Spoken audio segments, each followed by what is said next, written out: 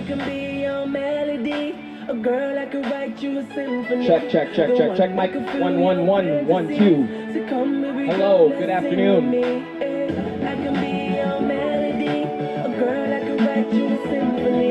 The one that can fill your fantasies. So come, baby girl, let's sing with me. Shawty got me singing. Hello. One check. 1 1. Good afternoon. Hello. Every day's like my iPod stuck on replay.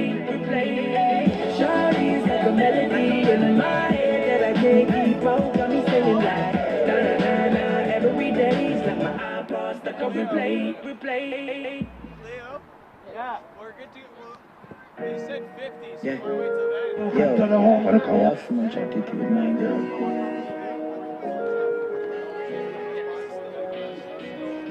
Me have something for you, wind up yourself. Me have something for you, wind up yourself. Your body make me not just a melt. All the up on the gram, me a mention. Tell you so you look ready. I know me want your body every day, damn good, yeah. Cock up, girl, wine for me, me have make you do everything while you type to me, like a bite for me. Baby, me love you, believe me, bend over, receive me. Me alone make she so speedy. Freaky girl, I'm my type. Do the sitting them where I like. Me love you for the rest of my life. Believe me, baby. Back it up like a tree. Yep, nah shot like no bingy. Love when you sit down like a chimney. Back it up like a tree. Me and a rope on you. Wind up your feet, thick body funny. Baby, you're pretty, closey pretty. Not a wrong bang, gyal, you get it ticky. When you are wind up your body, me love. Gyal, your body on me. Anytime we up, me can't get enough. I can't get enough. Baby, me love you, believe me. Believe me, bend over, receive me. Me alone make she so speedy. Freaky gyal, I'm my type. Do the sitting them where I like. Me love you for the rest of my life. Believe me, baby. Them can't tell you so you look good, ready. I know me want your body every day. Damn good, yeah. Me have something for you, wind up yourself. Me have something for you, wind up yourself. Your body make me not just a melt. All the up on the gram, me a mention. Tell you say you look ready. I know me want your body every day. Baby, me love you, believe me. Believe me, bend over, receive me. Me alone make she so speedy. Freaky girl, I'm my type. Do the sitting them where I like. Me love you for the rest of my life. Believe me, baby. Baby, me love you, believe me.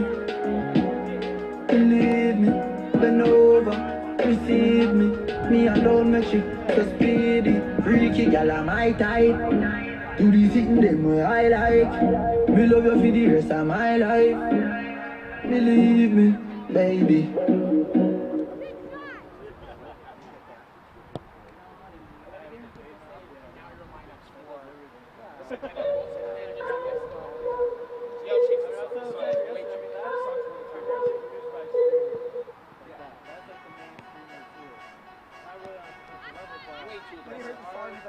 If I want a ball, if I want to.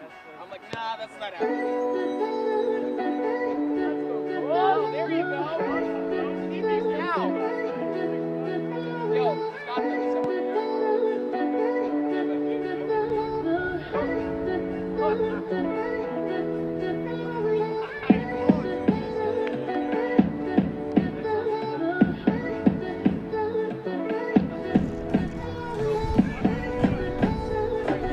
Good morning, good afternoon. My name is Ryan Watson. I'm joined by Jordan Stoddart, and this is the first game of Centennial Senior Day. the women Colts taking on the Cambrian Golden Shield. We are here at the Scarborough campus. Jordan, we called some games together. We saw some good things yesterday. What are we looking for today? Well, you look at it, two teams with the same record, both pose a 5-2-2 record. Both teams are in form, but let's not take away yesterday's game by the Colts. The Colts had homecoming yesterday, and they played a phenomenal game where they were able to beat the Sioux Tigers 5-0.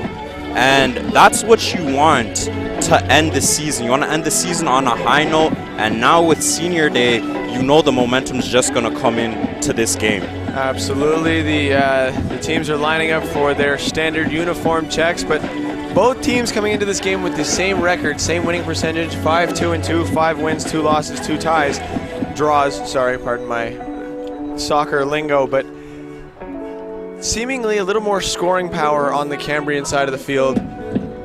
How do the Colts adjust to that lack of firepower, especially with a player like Catherine Tagaboni not being in the rotation today?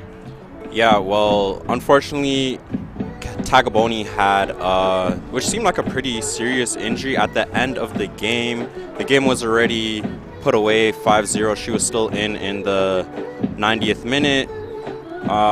Should she have been in? Who knows? But on to the next game, and the next game is right now. And the Golden Shield have one of the best strikers in the OCAA, Grace Craston, with 12 goals, tied for second. And she's going to be the player that the Golden Shield look to play in. But one thing about the Colts, they are very tight in the back with the two Emilys, and they've only given up 6 goals. So I'm sure they are going to be up for the challenge. Absolutely. And like we mentioned before, it is Senior Day, and we are here to honor 3 graduating Colts, Emily Cullen, Rosalie Benedict, and Jenna Crawford. And we will be turning it over to head coach Rich Hurst to honor those women and their devotion to the Colts over their careers. And we will be back with you in a short while.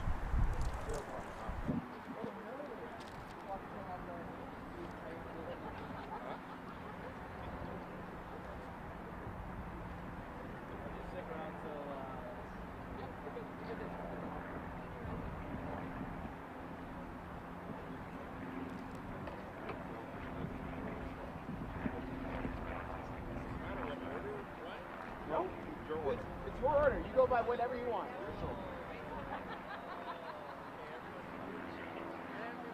Just turn on the line.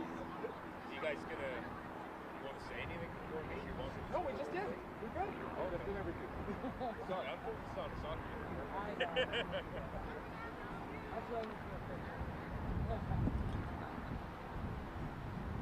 We'd like to start our senior night with one of our seniors that are graduating, Jenna Crawford.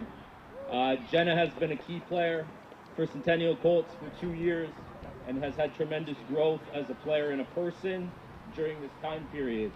She's dedicated and mature. Our coaching staff would like to thank Jenna for giving us an opportunity to coach her over the last 2 seasons.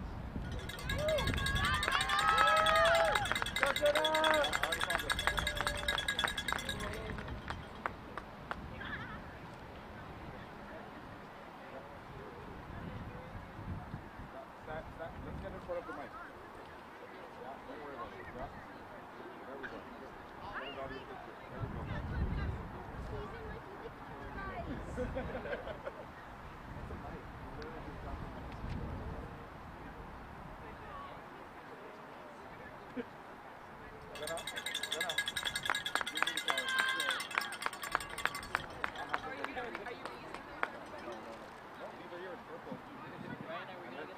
Our next senior is Rosalie Benedict. Rosalie has been one of the top goalkeepers in the OCA for the last 2 years and has definitely kept the Colts in games through that time period. She's organized, dedicated, and detailed, and that will go a long way in her career as a nurse. Our coaching staff would like to thank Rosie for giving us the opportunity to coach her the last 2 years.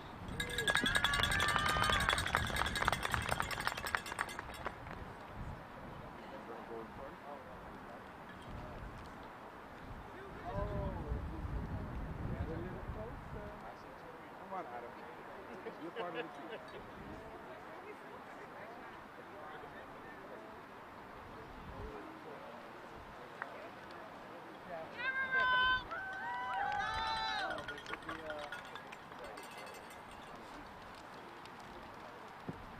And the Colts' final graduating player this year is our team captain, Emily Cullen.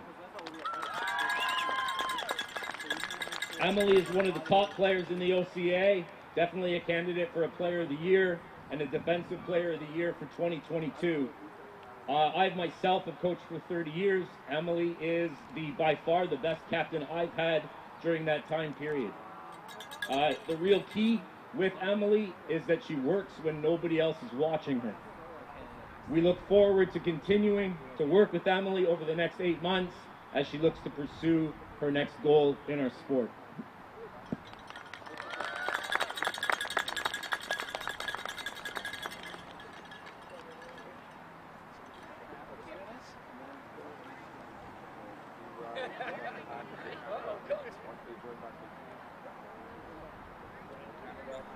There you have it. Those are our seniors. Captain Emily Cullen there on the screen, the loudest and proudest voice of the Colts this year and last year as well. And we will go into the national anthem here in a moment, so stay tuned. Please rise if you are able to and remove our hats for the playing of our national anthem.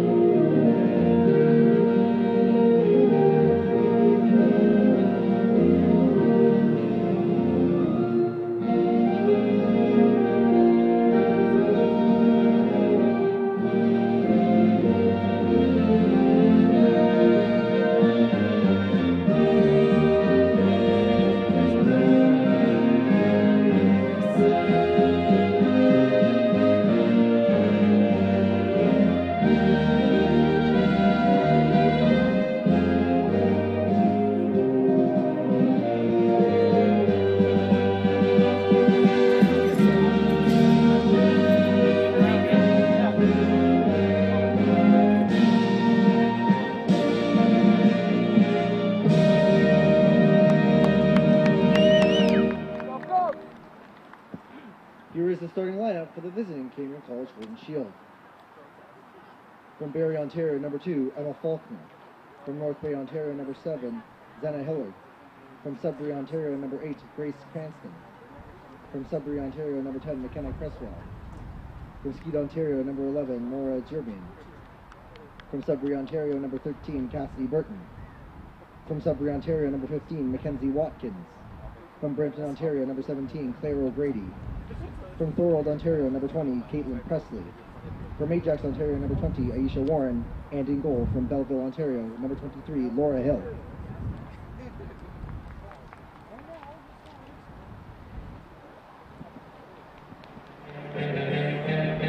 And now the starting lineup for your Centennial Colts. In goal from Ajax, Ontario, number 1, Rosalie Benedict. From Markham, Ontario, number 3, Kira Ireson.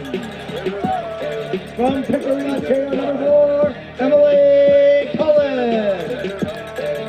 From Toronto, Ontario, number 5, Emily Duncan. From Ajax, Ontario, number 7, Cheyenne Carrington.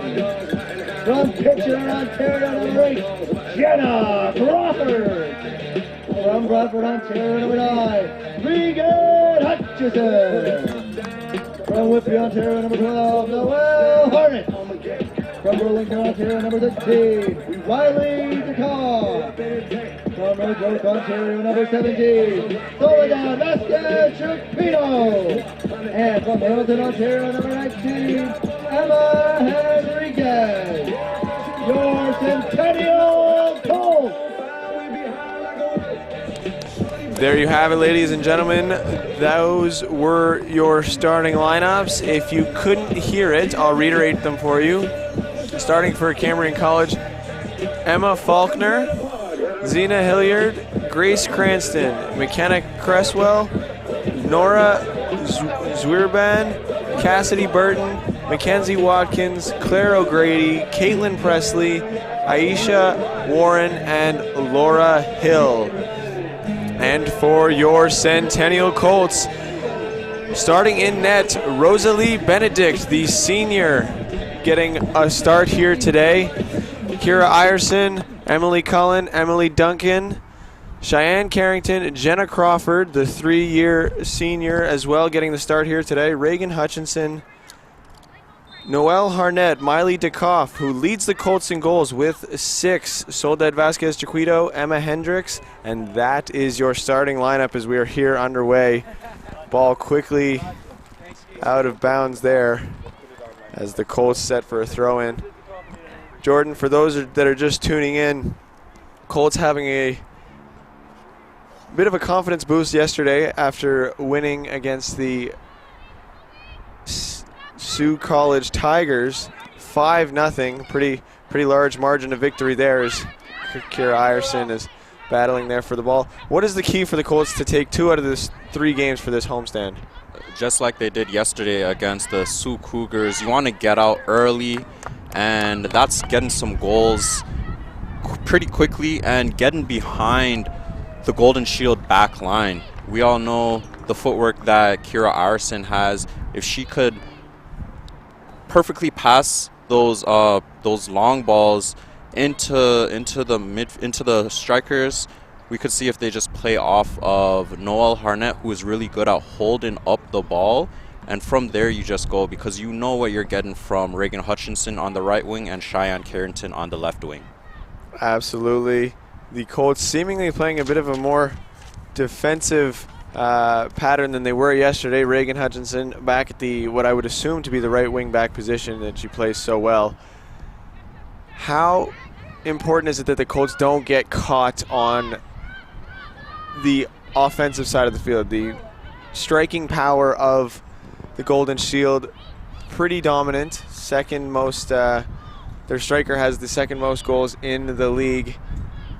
The way the Colts play, they do like to bring their defensemen or defensewomen up quite aggressively. So how important is it not getting caught flat-footed? Yeah, you just have to pick and choose the right times to go forward. So even if Reagan Hutchinson gets caught, I think the Colts are pretty confident they could cover her with Emily Cullen and Emily Duncan.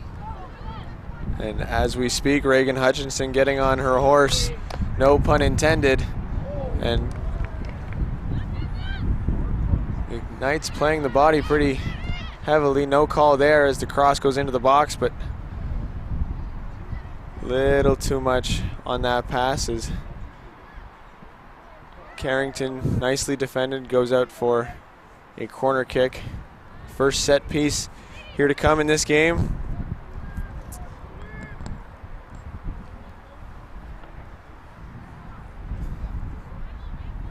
Mackenzie Watkins headed to the corner to take this set piece.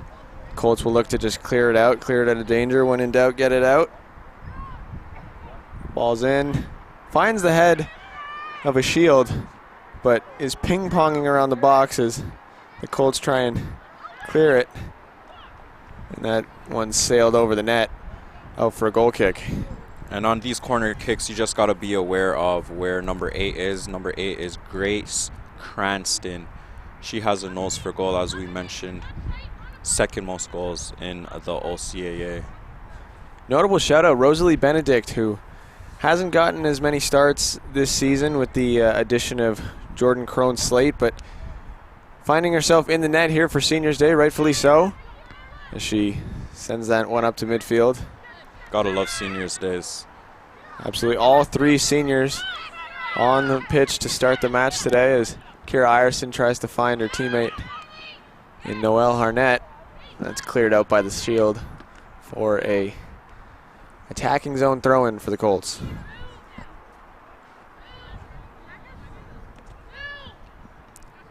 Reagan Hutchinson looking for Hendricks. DeKoff called for the foul there. It's a little too aggressive.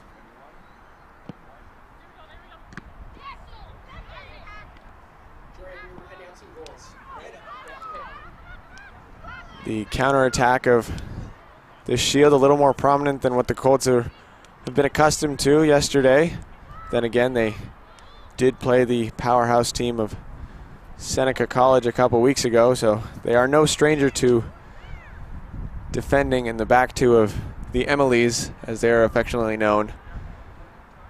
M&M, I believe, is their nickname. Probably the best in the OCAA. I would argue. That one's cleared out by Duncan to Harnett. DeKoff gets a foot on it, but finds herself without the ball after a body comes from behind.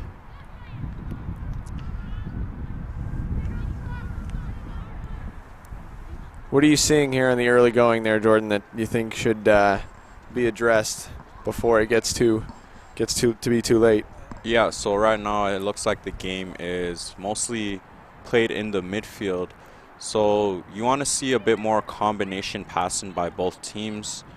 Right now, it doesn't seem like any team really wants to spray the ball out wide and then try to beat their opposition in 1v1 situations.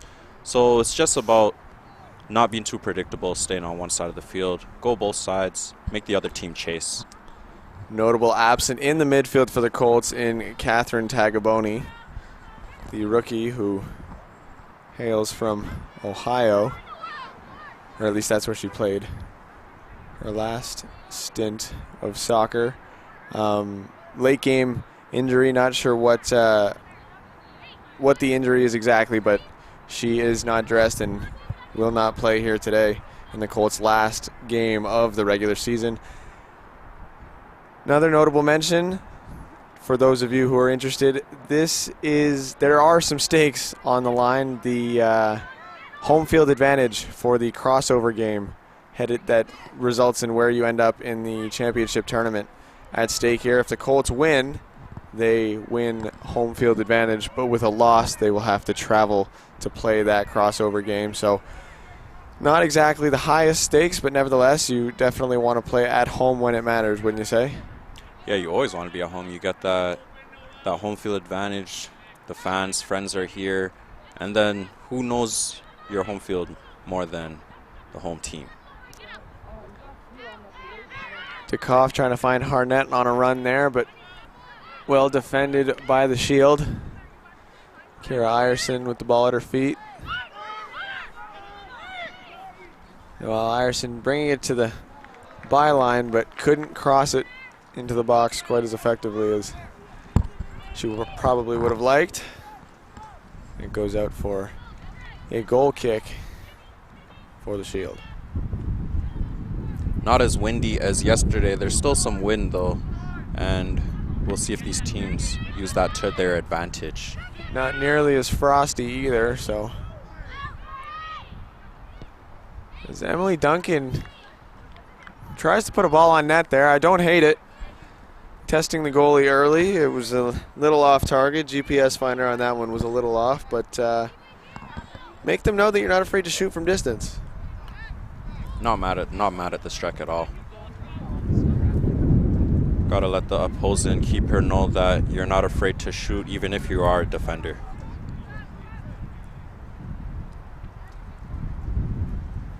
Defenders can score too, and I think How we doing over there, you often slept on as scorers for sure.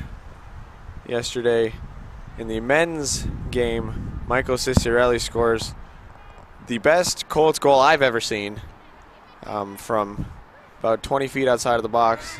Slots at top corner. It was an absolute screamer, and the men's were able to get a 5-0 win. Also, I'm sure both the men's and the women's celebrated last night, responsibly, of course. They both have games today, so I'm sure they were given a bit of a talking to by their respective coaches with respect to that. But the men set to take on the Cambrian Golden Shield men's side after this one. Another doubleheader here for you on OCAA Live as Ireson tries to find her running mate, Noelle Harnett, in the corner, but I gotta find a new term for a little too much juice. I think that one's been a little bit overused in the last couple days, but we're gonna have to brainstorm a new term for that one. Throw in, finds the head of a shield. Harnett tries to get it into the box.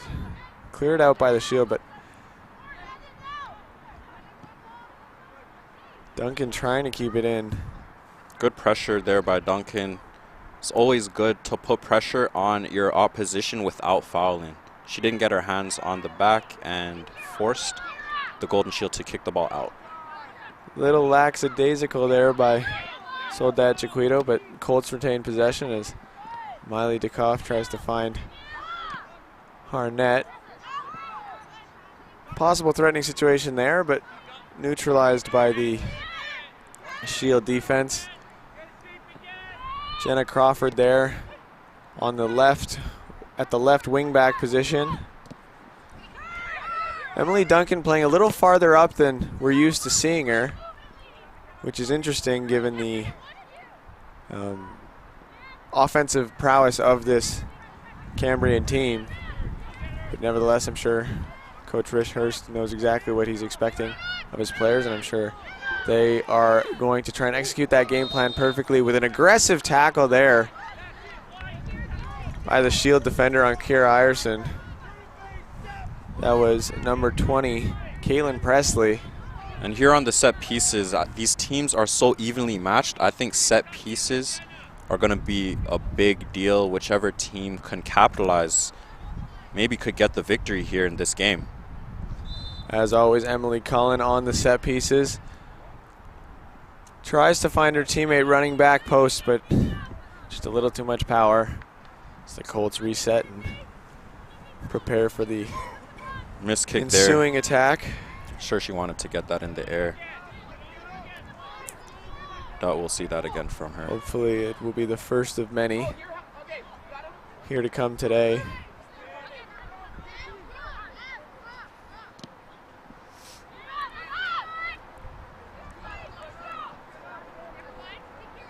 Emily Cullen back with the ball.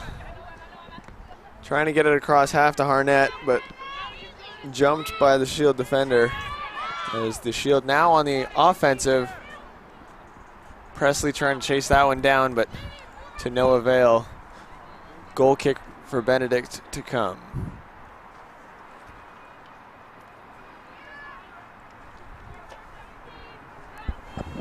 Playing it short. Not something you see too often here. If you're going to keep possession, I'm all for it. Absolutely. I agree with it the majority of the time. As Kira Ireson tries to spring Miley DeKoff, who is met by the Cambrian keeper. And I think that's a fine pass. Kira Ireson always has the right idea. She just needs to get the proper weight on these passes.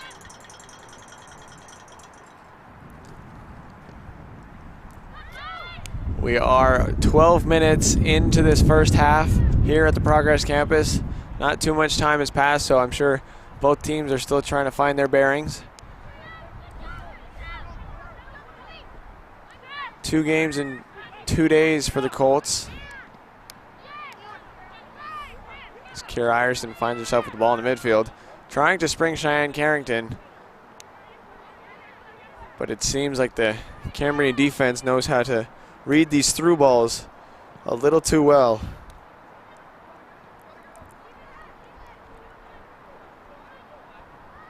Jenna Crawford on the ball now. There seems to be a lot of play of the dump and chase variety in the early going here. Colts usually pretty good at monopolizing the midfield, but Cambrian has obviously been watching their film.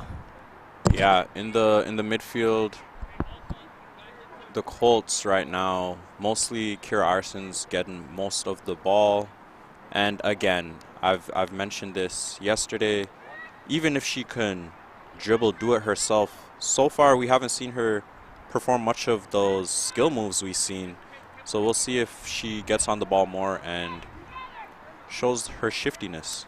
Do you think that may have something to do with the caliber of competition that they're up against today as opposed to who they were playing yesterday?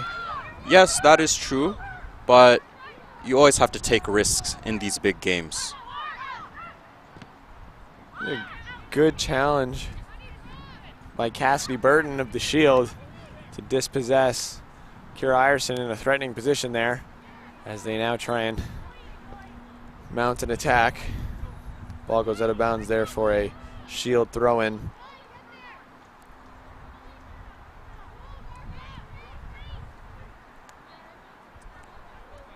Noelle Harnett finally got the call yesterday. Put one in the back of the net after an entire game of pounding away at it. Hopefully looking to double her goal total on the weekend here today. And I don't see why she doesn't find another goal in that column later. And yesterday she just stuck with it. It wasn't coming for her right away. First half, I'm sure there was some frustrations, but second half, she found the ball and put it away. Easy finish for her, well deserved. Persistence is key, as they say, as we get set here for a free kick. Awarded to the Shield. A ways out, but if you've got the leg, you could go for goal.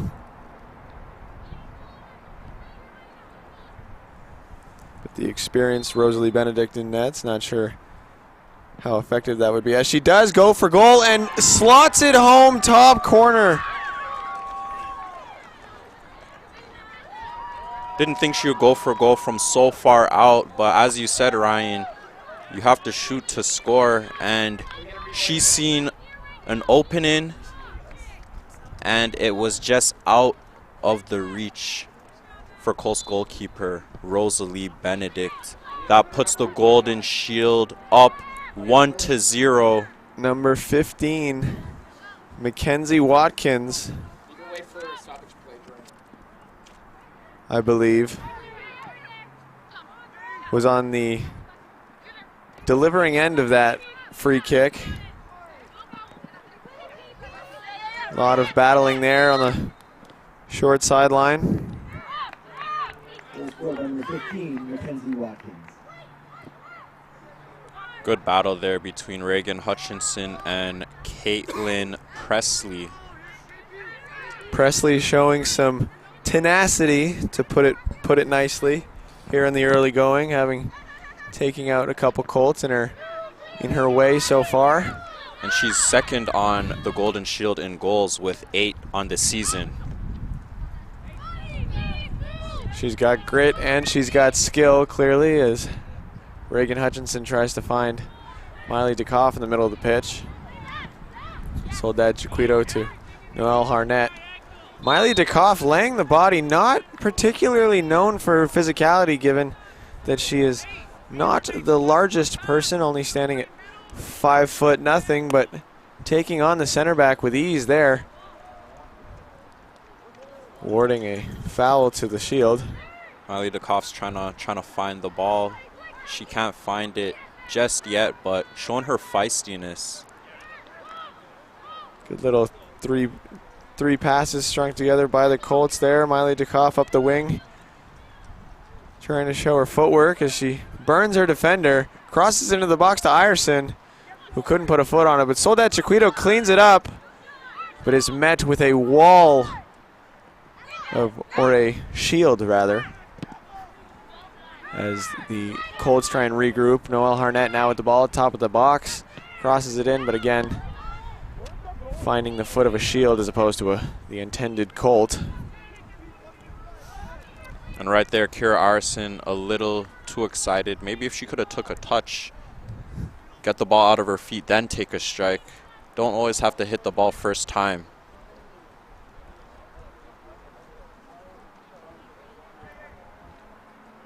We are now in the 18th minute of the first half, 1-0 for the Cambrian Golden Shield. The Colts looking to equalize, and to their credit have spent a large majority of this last few minutes in the attacking half, so a goal is bound to be on the horizon at some point if they keep this up. Chiquito finds Ierson, who tries to feed Arnett yet again. That connection just not as crisp as it was yesterday. Coach Rich Hurst trying to do his job from the sideline, get his players to make some adjustments. And one thing I would say with the Colts midfielders when playing into the strikers, you don't always want to play it into the space. Sometimes play it to the feet and then combine that way. The goal kick finds the head of Soledad Chiquito. Now at the feet of Emily Cullen looking for Kira Ierson. Hendricks comes away with it. Chiquito trying to slow the pace down a little bit in the midfield, but couldn't find her teammate, as the Shield on a quick fast break here, but shut down by the veteran Emily Cullen. And even though Cullen lost out on that battle, she's showing her leadership and her presence. Absolutely, there's a reason that she has that armband where it is. She is a graduating Colt this year, as you saw earlier in the seniors presentation, so Colts will be down a tremendous leader. If this great country does ever get a women's professional league, I could definitely see her in it. Coach Rich Hurst did say that he is the best captain in his 30 years of coaching, so high praise from her coach as well. As the wind picks up here in Scarborough. Foul called on Nora Zwierban, pardon me. Another set piece awarded to the Colts from a very similar position that the Cambrian Golden Shield goal came from, so maybe Cullen looking to tie things up in a very similar fashion, as even their striker comes back to defend, but kicked over the net as opposed to on it. Not exactly the location she was looking for, but keeps her head high and gets back on defense.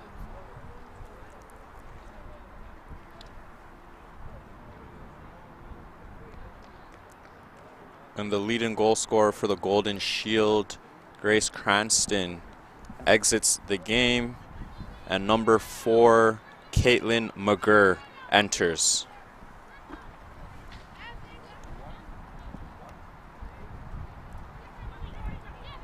Emily Duncan there jumping that goal kick and finds Ierson in the middle of the park. Ierson looking to make something happen, but it just seems like there's so many more Shield than there are Colts. I'm not sure if it's a question of positioning or intensity, but the Shield making their way up the field. And when well defended by Reagan Hutchinson. When I see that, the Colts are more spread out, while the Golden Shield in the midfield are more together.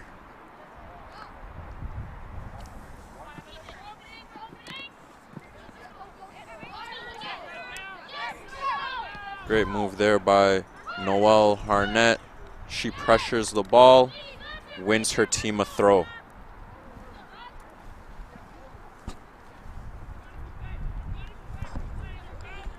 Reagan Hutchinson on the throw, finds Soledad Vasquez Chiquito. Defended by the Shield, but rolls harmlessly to the feet of Cullen, who tries to whip it into the box to Cheyenne Carrington. finds its way to Miley DeKoff, but defended by the Shield, showing more and more aggression as the half progresses. We're now in the 23rd minute.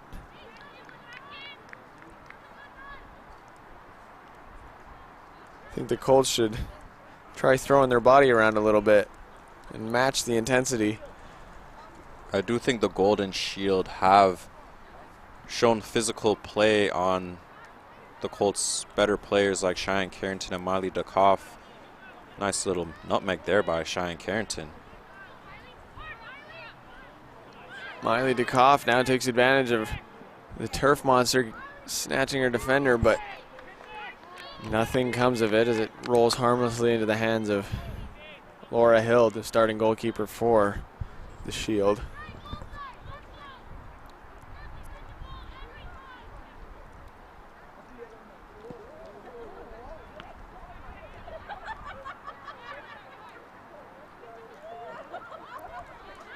Hendricks trying to find Harnett, who springs DeKoff on a run, but closed down by the Shield. Harnett back with the ball. Colts doing a good job of winning the possession game, which will reward them, you would think, at some point. Yeah, the ball has been in the Golden Shield's defending half. Most of this first half. Colts win themselves a corner kick.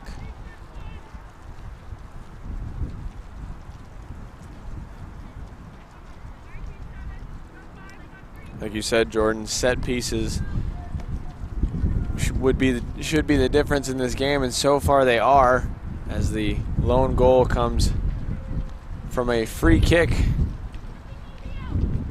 awarded to the Golden Shield as Emily Cullen lines up for the corner kick that she's done oh so many times before.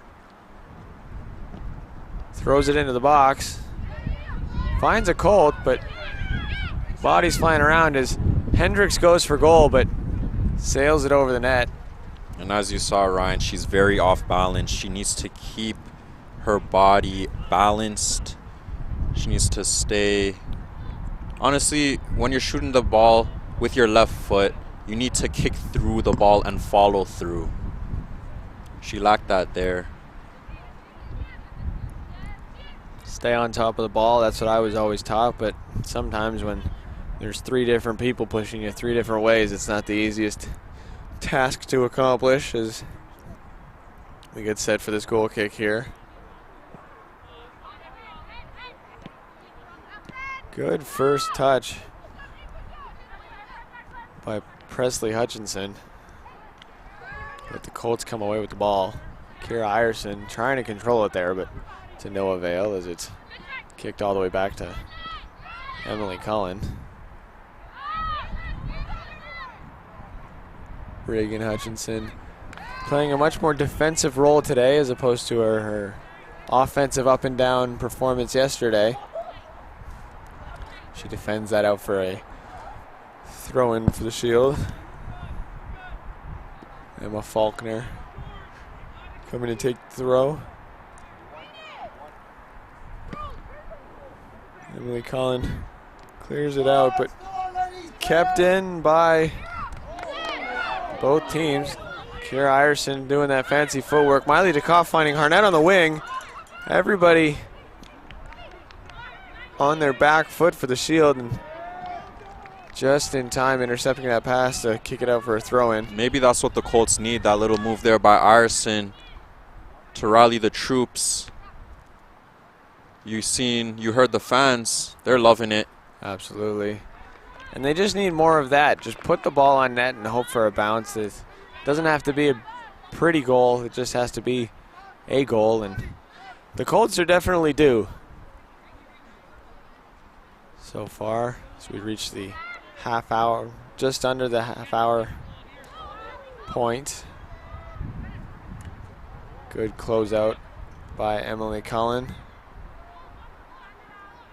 Shield find themselves with the ball at the top of the box, but Cullen all over the field right now, putting out fires left, right, and center.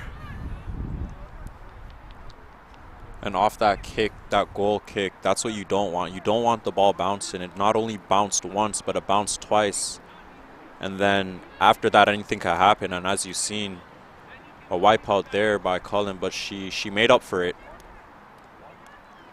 Always want to meet the ball when it's in the air. Giveaway in the defensive zone off the throw-in by the Colts, and a free kick surrendered by Emily Cullen on that strong tackle. Could sense some frustration.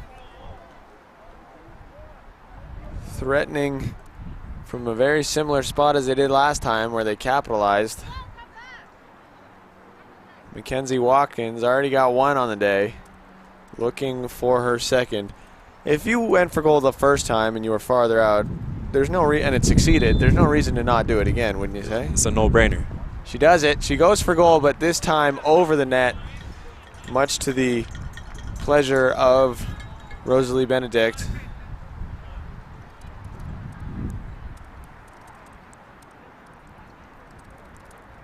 Can't be giving away free kicks in those dangerous areas.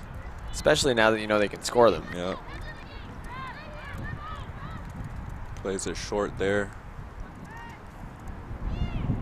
Jenna Crawford tries to play it up to Carrington, who maintains possession after kicking it off of a shield, but not as far up the field as the Colts would like. And I would like Carrington to get up the field more, because on the right-hand side, Hutchinson is playing pretty defensive. If you're down, I think one should at least be up the field if the other is playing more defensive. Interesting choice by Rich Hurst to play Emily Duncan in the midfield, who we've only really seen play on the back line, when Reagan Hutchinson is now, I believe, second on your team for scoring. Interesting to see her on defense as opposed to the other M of M&M, as that's swallowed up harmlessly by Laura Hill.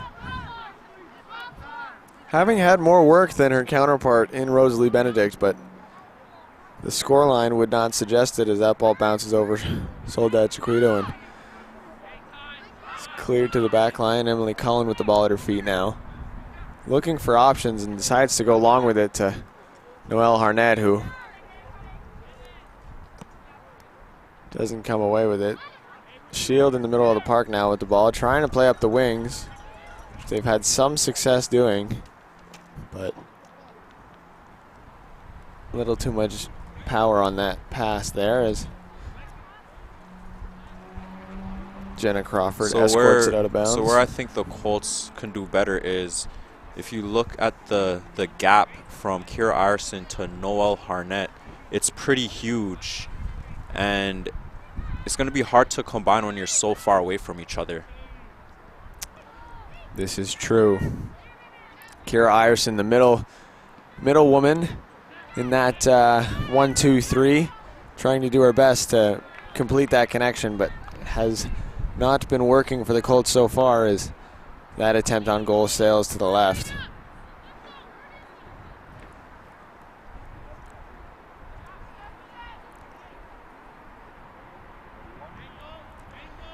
Colts playing their goal kick short, trying to build out of the back, something they usually have success in, as Crawford tries to find Dukoff.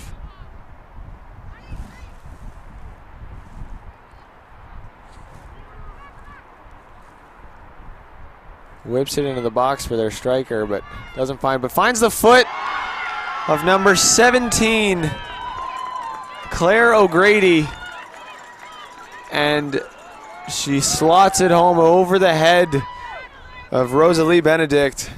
And again, Ryan, I mentioned it over and over again. Once those balls are bouncing, and if you don't meet it and the other team gets there first, all they have to do is whack at it, regardless if it's with their head or their foot. And that has the Colts down 2-0 now. Great shot there by O'Grady off the one-touch control and then a shot. Brilliant composure at the top of the box, and it found its location in the back of the net. Cheyenne Carrington trying to go for a run up the sideline here. but just narrowly squeezed out of bounds. Cambrian goal scored by number 17, Sarah O'Grady.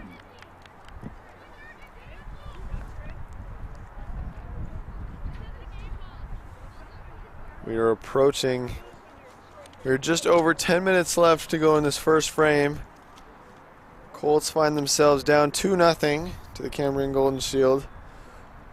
On paper, a fairly evenly matched team, but possession, the Colts are winning, but on the scoreboard, the Shield have the advantage, which is really the only metric that matters.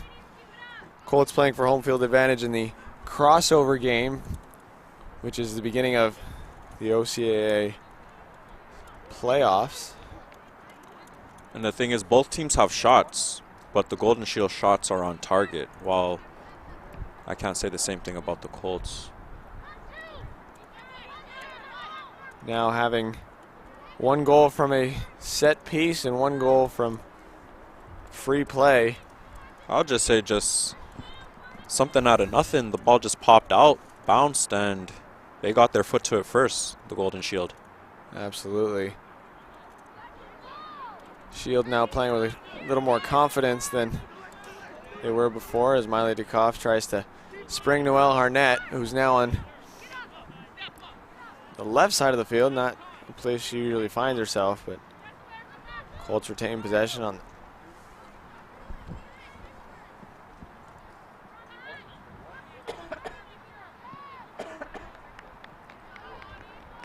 Throw in for the Colts. Throw in here for Cheyenne Carrington for the Colts. I'm sure they would love to get one back before halftime. Absolutely. Limit the workload that they'll have to do in the second half. If they can get one here. Kira Ierson now trying to spin her way out of trouble, but finds the feet of Golden Shield. Through ball, well read by Emily Cullen. Possible crisis averted there as Jenna Crawford finds Soledad Chiquito.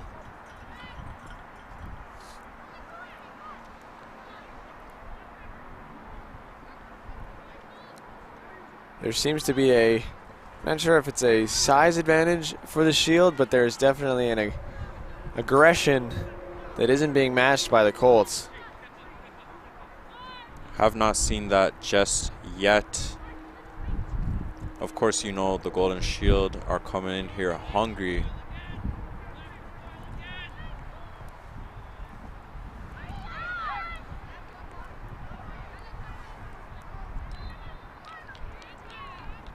Whistle blown there. Free kick awarded to the Shield yet again. And Cambrian is on a 3-game winning streak, so they have all the confidence in the world. Tries to whip it into the box there. Finds the feet of Allison Weiler, but Colts come away with it.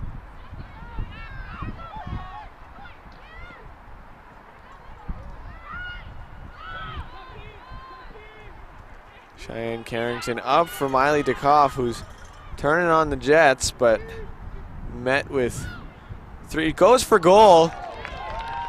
After being met with 3 Shield, Miley Dukoff found a way to get the ball on target.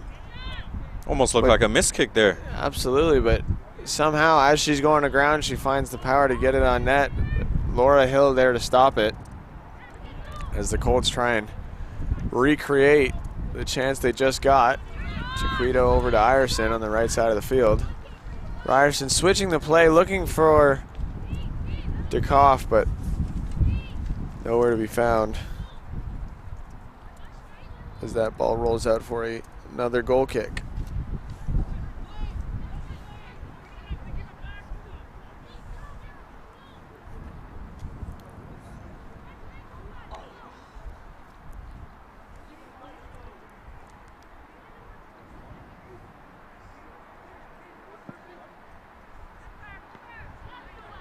Net gets her head on it, Ireson gets it back to Cullen. Cullen trying to get it back to Ireson, but they lose possession as the Shield are on the counterattack.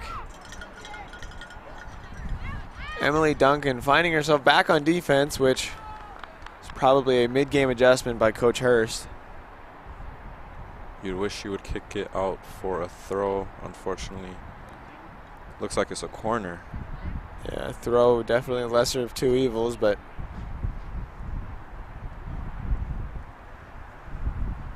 Bolt the Colt there trying to instill fear in the opposing team with his electric dance moves. My apologies, it is a throw. We'll see if they put it into a dangerous area, the Golden Shield. Well cleared out by the Colts defense. Hendricks finds the Koff, who tries to go for a run with the Shield on the back check. Gets it back to Hendricks. Look at the strength by the Koff. Not a characteristic you would think comes from somebody of her size, but demonstrating it in plenty here today as Ireson tries to find Reagan Hutchinson, who is now in a more of an attacking role in place of Emily Duncan, who has come back on defense.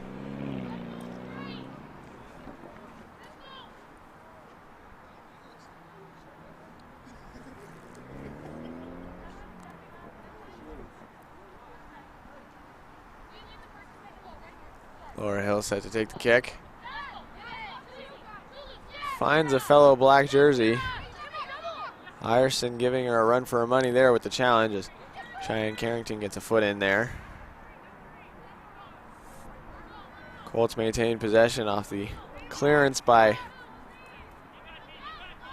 the Shield as Miley DeKoff brings it to the corner, looking to exploit her defender, but runs out of room. The ball finds itself back on the 6-yard box. Just under 5 minutes to go until halftime. Colts running out of time to cut the lead in half. Emily Duncan challenges there. Soledad Chiquito helping her out. Ball rolls out for a throw in.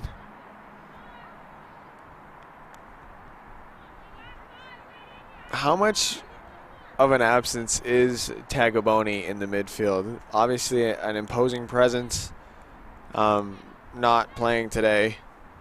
A regular starter for the Colts. How much do you think is that affecting the Colts right now? I think it's a massive loss. She just bounces around in the midfield. You don't know when she's going to pass. You don't know when she's going to shoot. As we've seen, she scored a goal yesterday.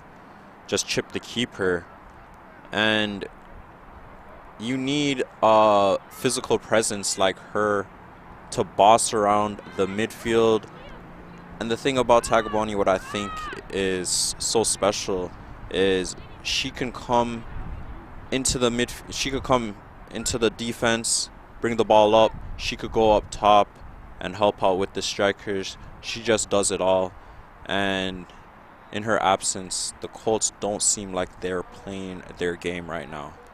A woman of many talents absent from the lineup here today as the Colts trying to compensate for that. Nice little give and go there between Reagan Hutchinson and Kira Ireson, but a little too much power on that as Hutchinson's called for the foul deep in Shield territory.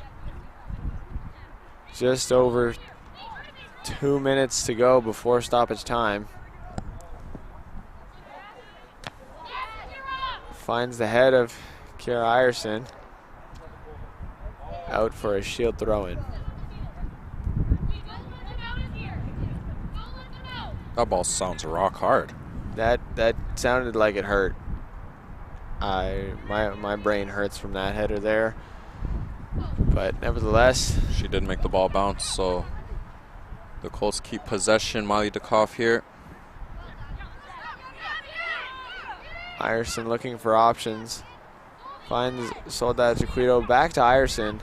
Trying to get something going, but running out of space here as she tries to create a little bit more for herself. Sends it back to Emily Duncan, who decides to quickly switch the play. Right good idea. Let's try and get the Shield chasing a little bit as Cheyenne Carrington gets the ball to Hendricks. Hendricks now looking for Ireson, who finds it. Ireson to Dukoff. Heads it into the box, but no threat there for Laura Hill, who swallows it up. And again, the Colts making the ball bounce in the midfield.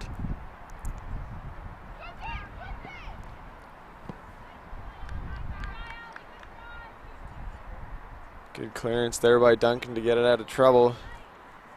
Shield retained possession as we approach the 45th minute.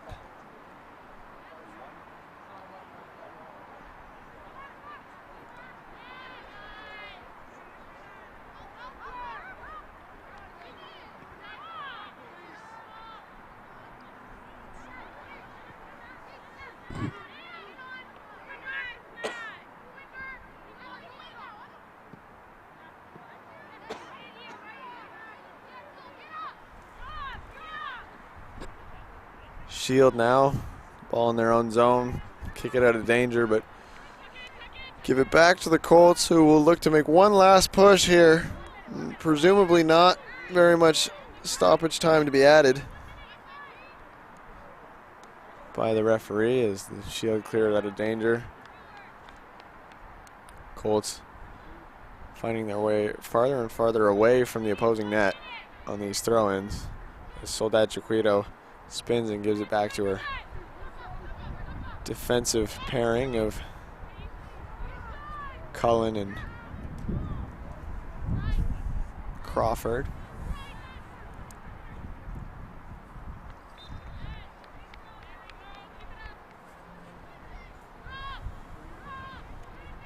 Possession given to the Shield as they will look to run out the remainder of what's left of stoppage time. Trying to get the ball away from that sideline. And there are the two whistles signaling the end of the first half here at Scarborough campus. Colts trailing to the Cambrian Golden Shields 2-0. You are watching Colts women's soccer action on OCA Live, and we will be back with you in 15 minutes after halftime. Stay tuned.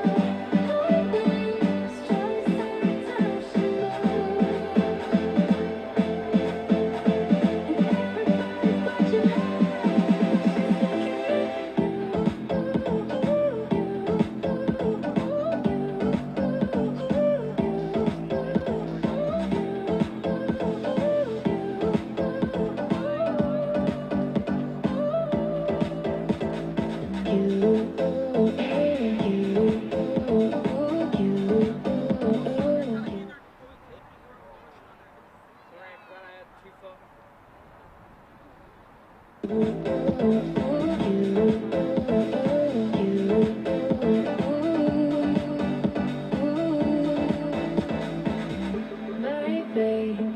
is what you came for. There's like a weird uneven thing that's happening that's messy with me.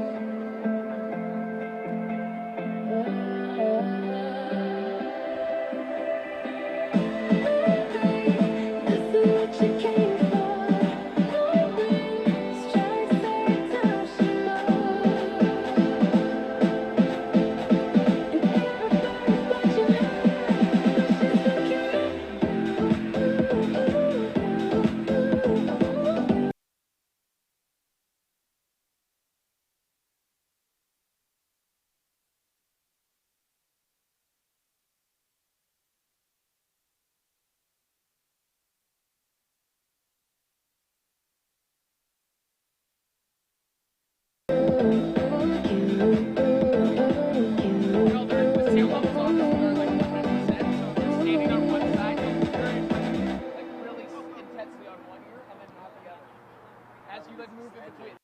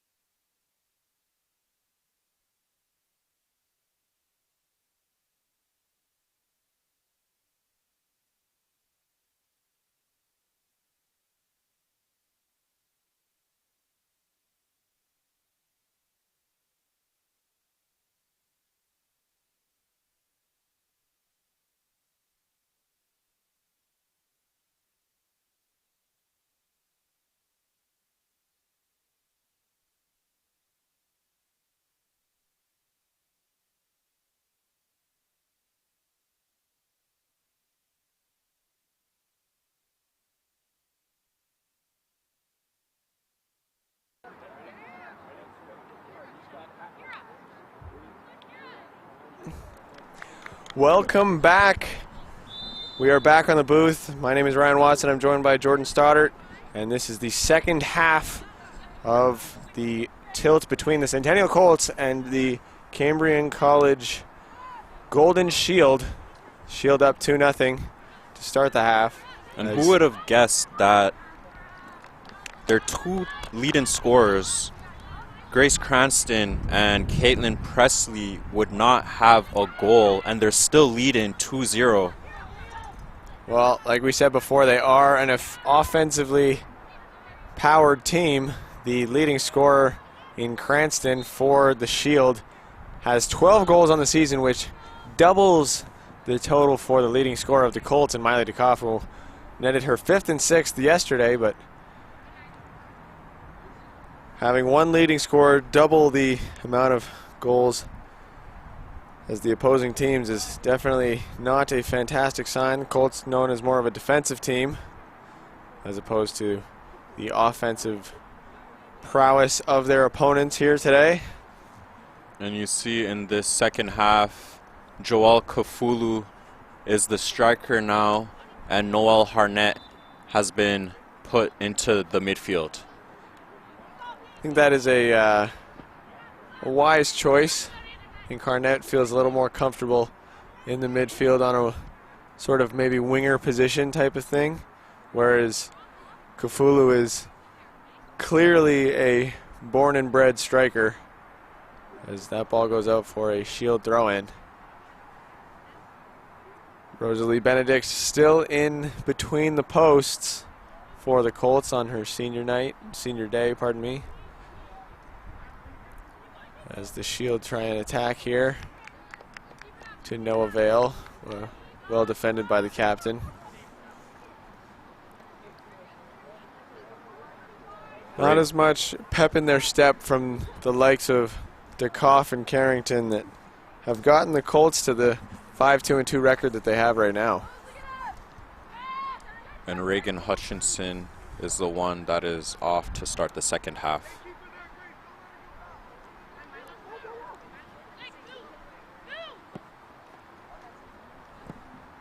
Good ball there by Crawford to Carrington, who tries to find DeKoff in the corner. DeKoff chasing it down, but the ball shielded by number 22. Aisha Warren there. Aisha Warren, yeah. Great job shielding. All you have to do is use your body. The ball will go out of bounds. She gets the goal kick. They play it short. DeKoff with the pressure immediately as Hendricks tries to intercept that pass. Very courageous there. Molly DeKoff was right there. Soledad Vasquez Jaquito, well defended. Gets the ball up to Carrington, who finds DeKoff all alone, who looked to spin and burn, but cuts back to create a little more space. Colts working backwards now. Harnett finds the ball at her feet. Hendricks trying to control it in the midfield, but to no avail as the ball finds its way back to the Colts defense. Vasquez Jaquito looking to switch the play to Kafulu, who couldn't quite control the ball on the bounce. Tricky one there, but goes out for a Shield throw-in. I still think the Colts could do a little bit better with their positioning. Midfield seems pretty good, but in the midfield, they need to spray the ball to both sides. They were working in the midfield for a little bit as they send it out to Crawford, who's come up from her defensive position and finds DeKoff on the left side of the box. DeKoff looking to find her teammate Hendricks at the top, who makes a nice little cut and goes for goal and just barely misses. Narrowly being tipped over the top of the bar by Laura Hill. Beautiful chop by Hendricks from her right foot to her left foot. Smacks the ball with the left. Just goes over for a corner kick. Brilliantly taken shot there by Hendricks, and to the credit of the keeper, got just enough on it to get it over the bar. Colts are pressing for a goal here. That's their best opportunity as of yet as they end into the box. And Kira Ireson hits the crossbar with her chest. Hendricks goes for goal yet again, blocked by the Shield as the Shield look to turn upfield and catch the Colts on the counterattack. But a good couple of opportunities there for the Colts. Kira Ireson benefiting from one and Hendricks from the other. And the Colts now, if that doesn't energize you, I don't know what will, because that's two that came very close to crossing that line. Vasquez Chiquito now in the midfield, trying to take Jordan's advice as she springs Harnett into the corner. But Harnett runs out of space pretty quickly, and that goes out for a goal kick. And when the ball is bunched up off a corner right there, all you have to do is whack at the ball, regardless if it's with your head, your foot. And we've seen with Arson there, I think that was off her thigh. It was off her thigh or chest, I'm not sure which, but either way there was some oomph on it and it found the crossbar, unfortunately. A couple inches away from finding twine as Ireson tries to wheel and deal here using her body. Crawford defending there, getting it back to her captain who tries to send it up to the midfield but finds the feet of a knight there. A Shield, pardon me. Kafulu on the attack. On a run with Miley DeKoff, but the ball is cleared out for a throw-in to neutralize the threat.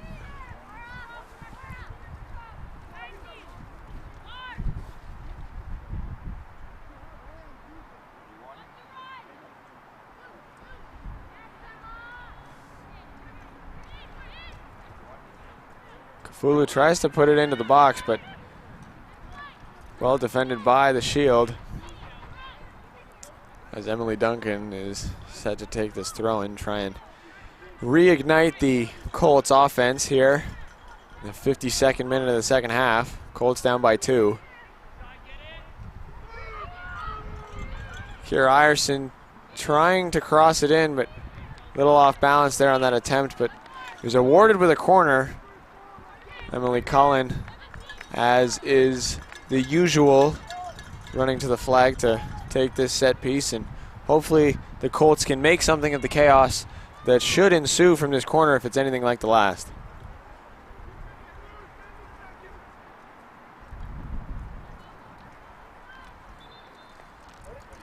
Referee is stopping the game, a little pushing and shoving between Harnett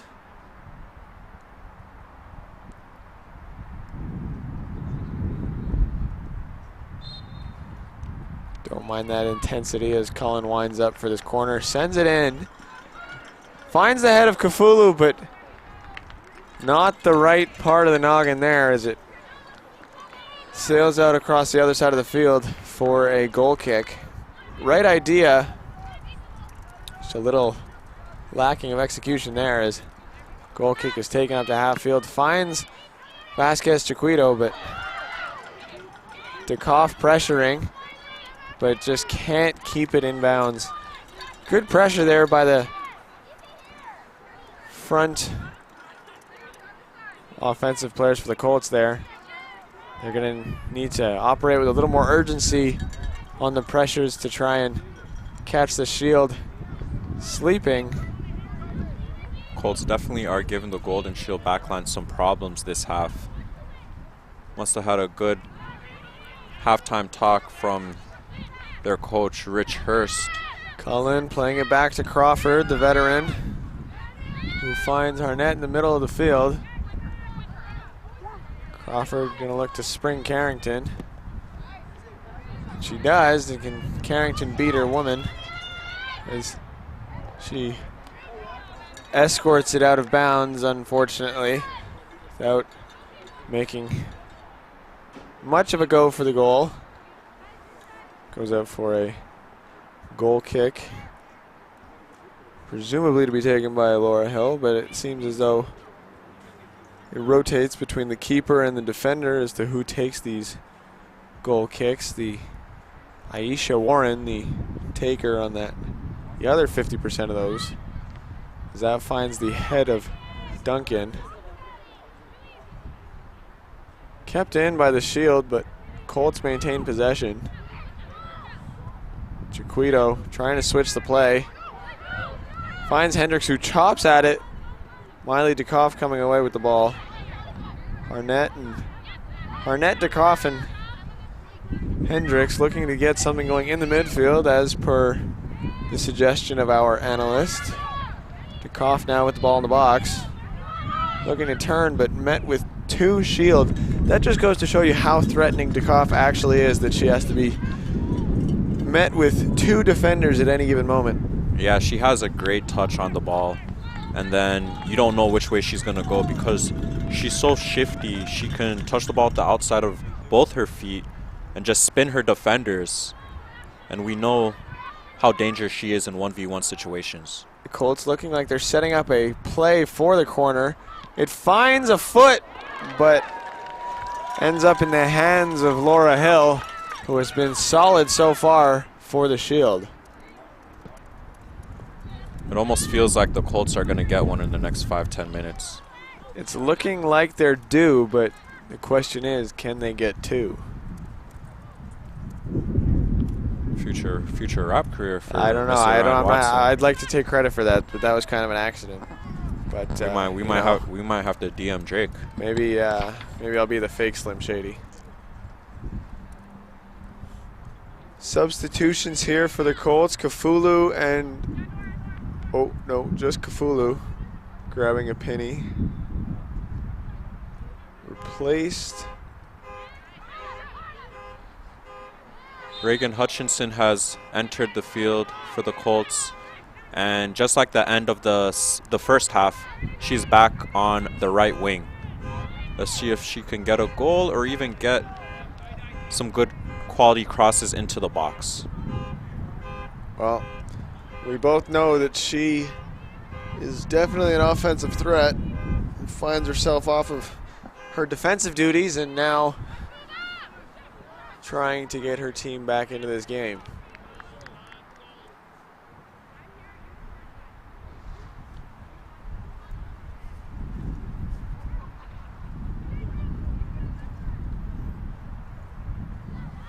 Throw in for the Shield.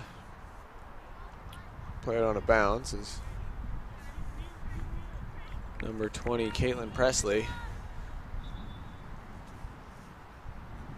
Tries to find a teammate now. Seems like Emily Cullen has a cramp. Not surprising given the amount of effort she's had to put in here today, putting fires out left, right, and center. Maybe a tactic to give her team a chance to breathe, a chance to reevaluate.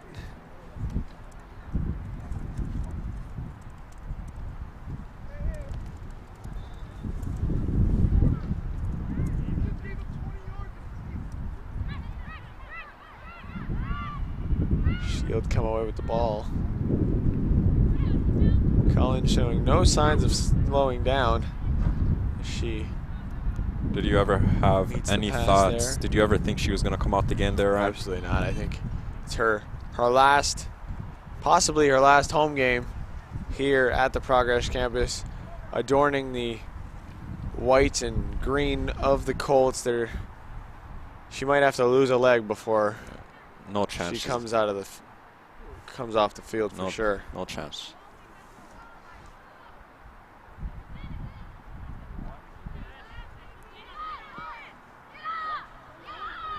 Miley DeKoff running after the ball, met by 3 defenders, no white jersey to be found. Colts definitely going to have to provide some support to their striker if they're going to look to get 1 and then 2 to tie this game up.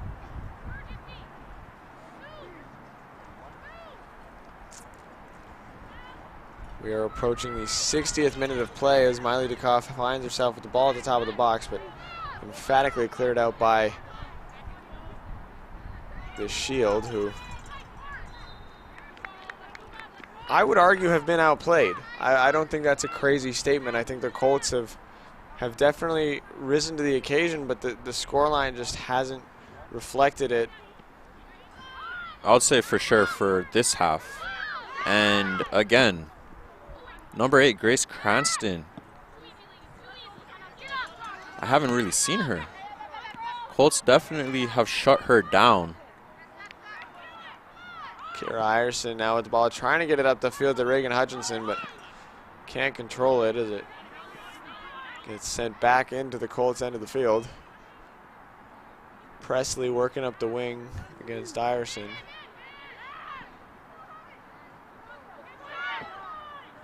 Top of the box opportunity for the Shield, but blocked by defensive pairing of the Colts as they try and get a foot in. I actually think that's the first shot all game for Cranston.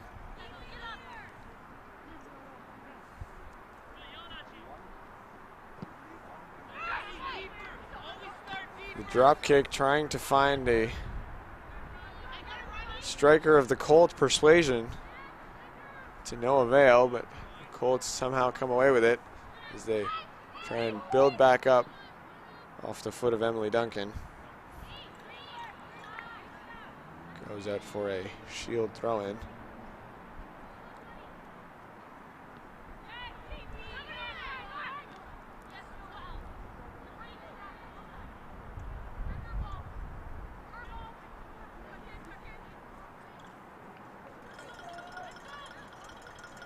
The Colts making their way up the field to try and get something going, even if it is off of a throw-in. Tikoff coming away with the touch, but unable to control it as the possession changes feet. Soledad Vasquez Chiquito hits Tikoff in the back of the head. I think she's feeling it there.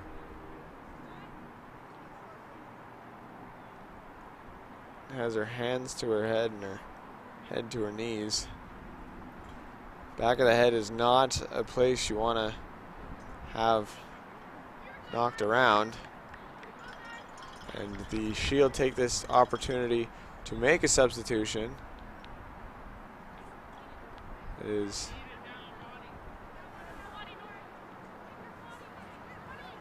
number 15, Mackenzie Watkins, coming onto the field, who already has a goal on the day from that free kick in the first half. Another corner awarded to the Colts. Let's see if they can make anything of it. They definitely got the numbers in the box. I think they need to do a little bit more of switching up their runs. Get a few to the back post, few to the front post, few on the penalty spot, few on the top of the box. See where your luck, see where your chances get you. Colin winds and sends it in, finds the foot of Vasquez Chiquito, and then try almost finding the head of Reagan Hutchinson, but rolls just wide of the goal. And the goose egg for Laura Hill still intact. Colts looking to shatter it, but have yet to do so. 63 minutes into this match. Cambrian up 2-0. Just under 30 minutes to go in this game.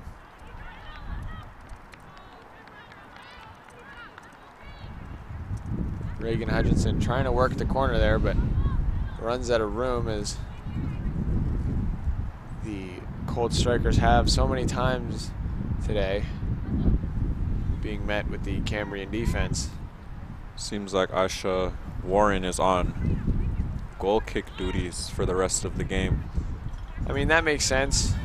Laura Hill hasn't exactly exhibited a fantastic leg from the 6-yard box, so when you're up 2-0, trying to clear it is probably best, as the Shield counterattack, but emphatically shut down by the veteran Crawford.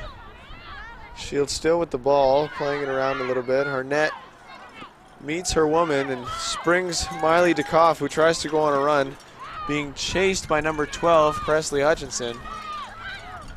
And Miley gonna look to work her defender in the corner. Arnett whips it into the box, but finds the head of the Shield captain.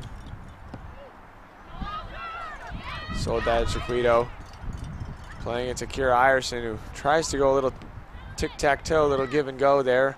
Miley Dukoff just trying to get a shot on net, but misses it way wide for yet another goal kick, presumably set to be taken by Aisha Warren. The Colts going with Noelle Harnett at center half now, and bringing up Emily Cullen into the midfield. Interesting tactic. Coach Rich Hurst rotating his most reliable defenders into the midfield. So that's striker, midfield, and defense for Noelle Harnett. Very versatile. Absolutely, and to her credit, Emily Cullen is not just a defender, she's got a goal and an assist on the season. Tallying for 3 points, so she does have some talent on the offensive end of things. Let's see if she can double her season total here in the goal column as the Shield come away with the ball. Cranston trying to make a run for it, making up for her lack of productivity so far in the game. Tries to go back post, but scooped up by Rosalie Benedict. And the Colts will turn and burn, looking to ignite the offense here as that drop kick tries to find Hendricks, and Hendricks tries to find it. Playing on the sideline, trying to beat her defender, knocks her down, and maintains possession as Reagan Hutchinson finds that Soledad Chiquito, who whips it into the box looking for somebody, but it's cleared out. Back to Chiquito. Iverson now trying to direct traffic. Little fancy footwork there, trying to beat her defender. Throws it into the box, but goes out of bounds near the byline. Substitution here for the Colts. Kofulu is entering the game again, and Hendricks gets a breather. Hendricks, the only Colt with a notable opportunity to score. At least deliberate.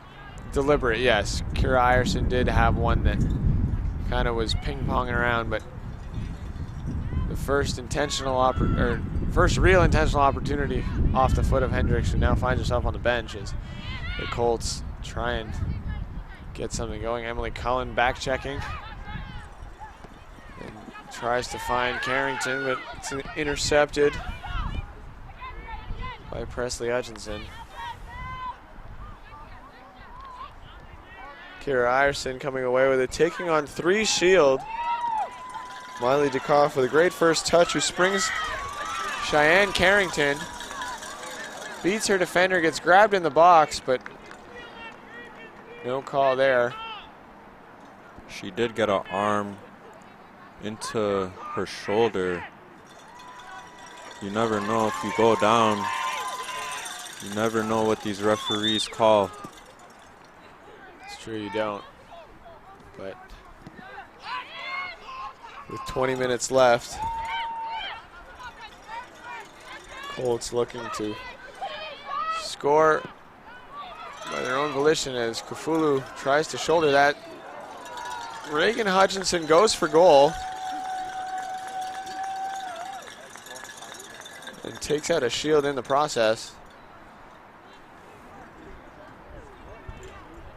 But the location finder on that ball, like all the other ones so far for the Colts, just a little off.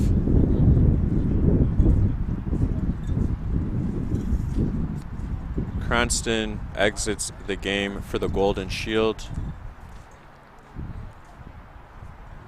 Unsure as to what could be the issue for the Shield player on the ground.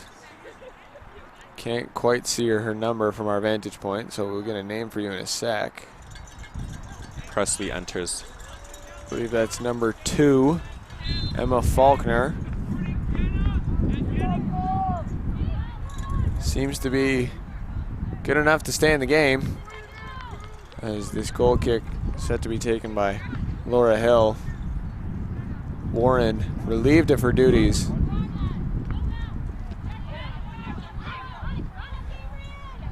Ireson playing it back to Crawford.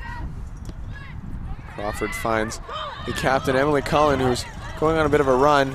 Finds the Koff, who slips a little bit, but Meg's one player and can't maintain possession. Called for a tackle in the back on number 10, McKenna Cresswell. A little bit of a questionable call there. Nevertheless, Colts come back with the ball. Cheyenne Carrington being yelled at to go on a run, which she's done so many times before, finds herself in the corner and is awarded the throw-in. Cullen attempt to go back to the thrower. Carrington with the ball in her hands now. Free throw. Pardon me, there's some confusion whether or not it was a whistle for a throw or whistle for a free kick. Soledad Jaquito tries to switch the play.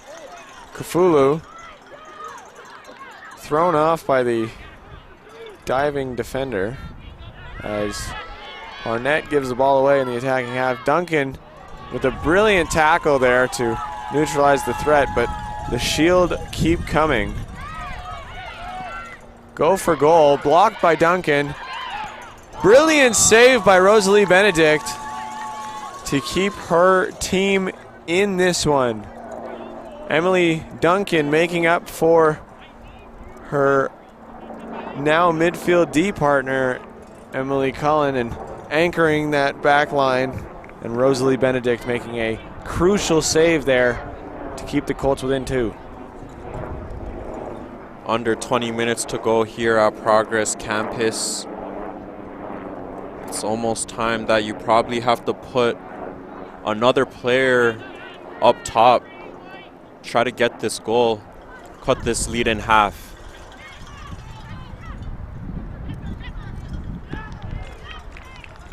Big tackle there by Knight Caitlin McGurr. Vasquez Jaquito on the throw.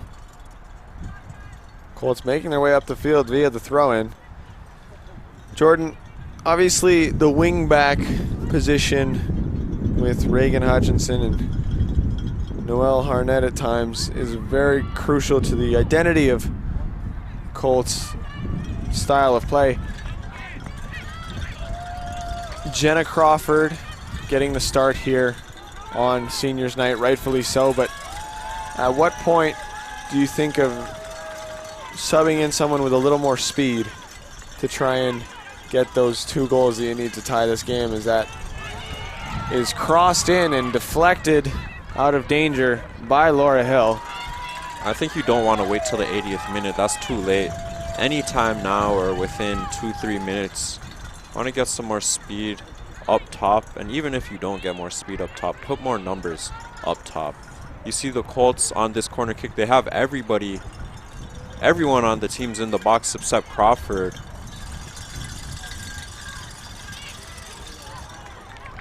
And the ball continues to find Kafulu on these corner kicks. She's just not hitting the target, unfortunately. She is one of the taller Colts on the field at the moment, and I'm listed at 5'9". And I'm sure she's itching for her first goal of the season. Vasquez Chiquito, pardon me, plays it back to Harnett, who gives a bit of a suicide pass there to Duncan, but the ball finds its way back to the Colts as Crawford sets up her captain in the middle of the field.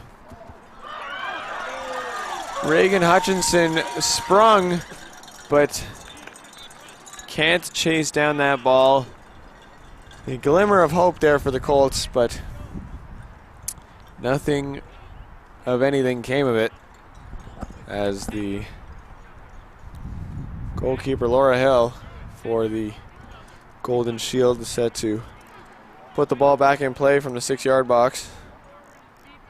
And time is ticking. I'm sure the Golden Shield are going to start to take their time for their goal kicks and their throw-ins.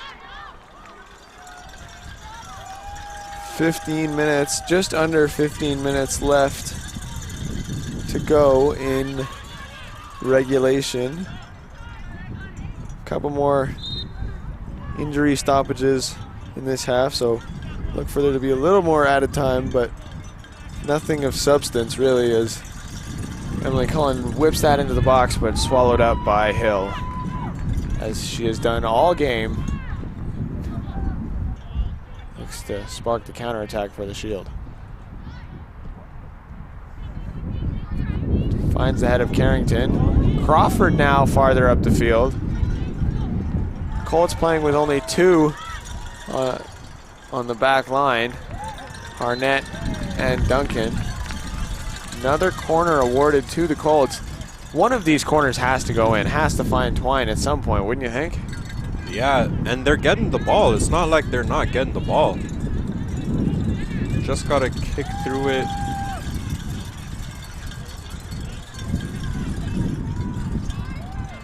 It's all about the contact for the Colts. You want to get the proper contact on the ball. You don't want the ball to hit you. You want to hit the ball.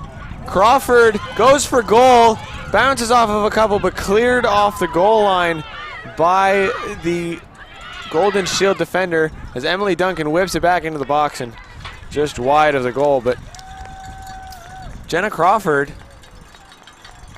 almost finding the back of the net there to cut the lead in half.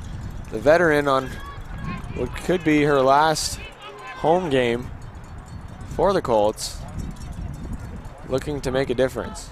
And she's played well today.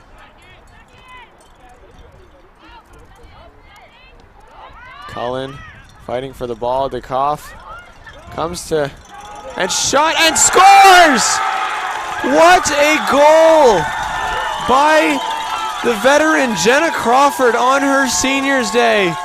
Not someone who finds the field all that often, but when she does, she makes a difference, and she cuts the lead in half. It is now 2-1 for the Colts. Jenna Crawford making her presence known. And she made that look easy. She stood still and struck that ball. And it went over the Golden Shield's keeper's head. 2-1, and you know the Colts are trying to equalize. If that doesn't get your blood pumping if you're in a Colts jersey, I don't know what will. Down 1, roughly 12 minutes left in regulation as Kara Ireson tries to play it up the wing for Reagan Hutchinson, but it rolls out the back line. Colts goal! Scored by number 8, Jenna Crawford!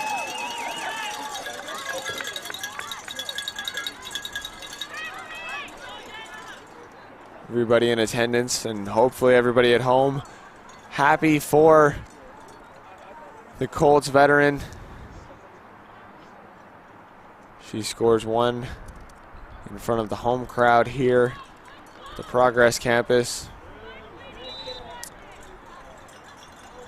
A little bit of a delay there as the kick is taken by Warren. Claire O'Grady enters for the Golden Shield. Crowd getting after the referee here for that call. A bit of an aggressive tackle there by the Colts. Shield awarded with a free kick, who try and get it as far up the field as possible, but intercepted by Ireson. And maintains possession of the ball via the throw-in as Vasquez Chiquito looks to find her teammate to resume play. Clears it up the field. Finds the head of Kafulu. Maya DeKoff trying to jump for the ball. Cheyenne Carrington. Colts jumping left, right, and center, trying to get first touch on the ball. Strong challenge by Caitlin McGurr there. Great hustle by Kafulu. She wins the throw-in. Ball finds its way back in the Colts half at the feet of Harnett, who finds Cullen. And Colts maintain possession. Just under 10 minutes here.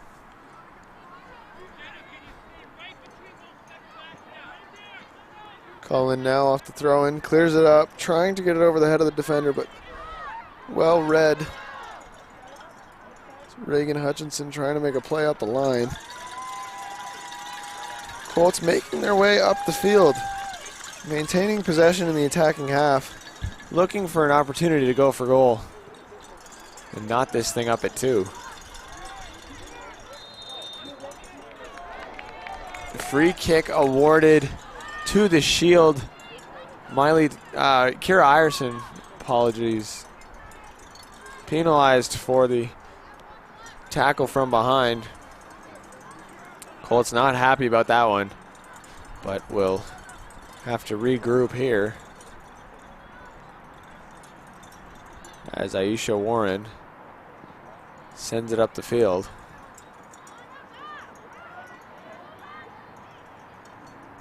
The Golden Shield haven't even had a real serious shot on goal this entire half. They have not. They haven't even really had the ball in the attacking zone. Well, they had that one that was brilliantly stopped by Rosalie Benedict. But that being said, with the exception of that one chance, nothing of note. You are correct.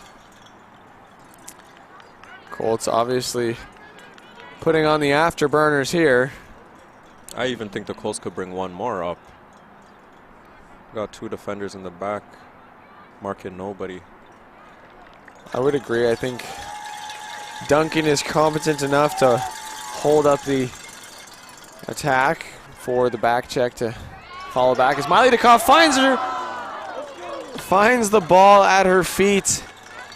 6 yards from the net, but it sails it over the crossbar.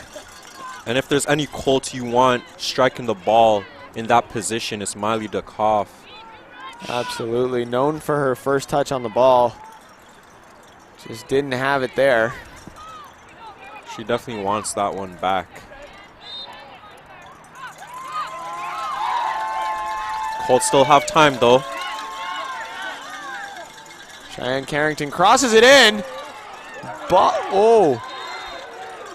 Any touch on the keeper, they're going to get that call. Kufulu collides with Laura Hill. Maybe. Both going for the ball. Hill seems like she's all right. Good sportsmanship by Hill to get back on her feet and not spend a little more time on the ground to take some precious seconds off the clock. You don't see that every day. You can hear the voice of Emily Cullen screaming, "We do not stop this push." She tries to get her team to rally and keep the ball in the attacking half as the ball finds her way to her feet. But the Shield come away with it. Now on the offensive. Taken down from behind is by Kira Ireson. That's a good run there by Mackenzie Watkins, running through the midfield, winning her team a free kick. No card issued. A pretty egregious tackle from behind by Ireson, but nevertheless, free kick awarded. We've seen that the Shield can be pretty lethal from this range, as presumably it will be taken by Mackenzie Watkins, who scored from a very similar place previously. Allison Weiler is on this free kick. She runs over it.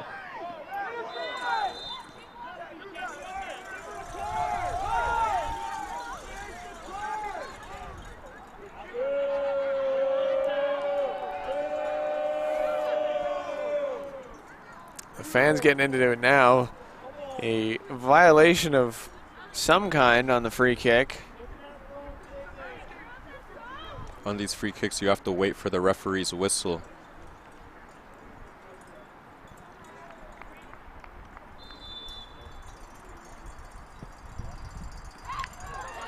Bobbled by Benedict, but recovered as the Colts try and push up with just under 5 minutes left to go in this game.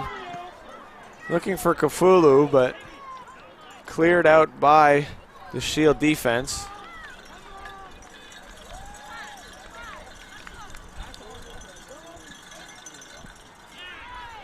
All the way back, looks like they've got a singular defender now in Emily Duncan manning the backfield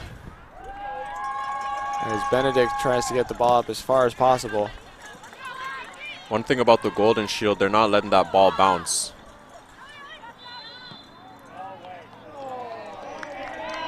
Push in the back by Duncan. The ref awards the Shield yet another free kick.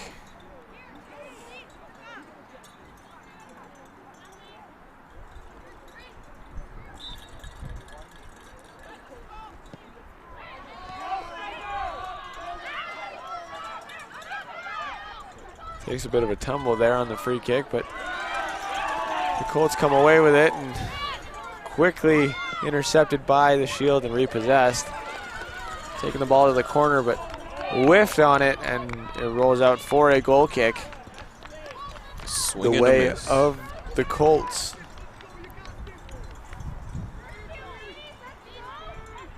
We're at the 87th minute mark now. Cheyenne Carrington battling for the ball as the Shield play it back. Blocked by Dukoff.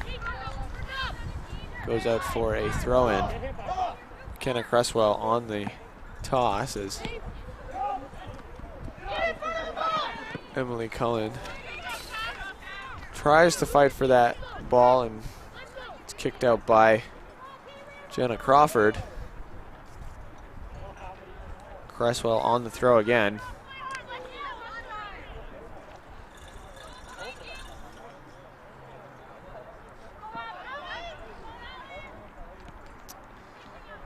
Shield hovering around the box of the Colts, but nothing too threatening there as Harnett closes down her defensive position, waiting for Iverson to back her up. So this is the part in the game where it doesn't matter how ugly it looks, you just got to get the ball up. Got to get the ball up to your strikers, and once you send it up, you got to go right away and support them. It's all women on deck here for the Colts as they're down 2-1 to the Cambrian Golden Shield.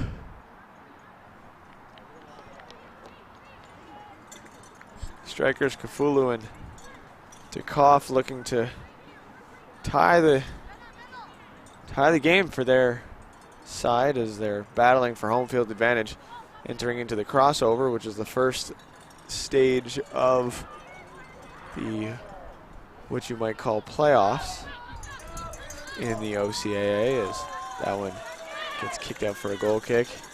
Benedict's trying to hurry up to get the ball back in play. We are at the 89th minute. The ball finds a Colt in Vasquez Chiquito. Up to Dukoff, but trying to spring Crawford, but nothing comes of it as the ball finds itself back in the Colts defensive end. Number 17 for the Shield. Claire O'Grady goes for goal and hits her target, but saved brilliantly by Rosalie Benedict, who's made quite a few highlight reel saves so far in this game, keeping her team within one. So that goes out for a corner.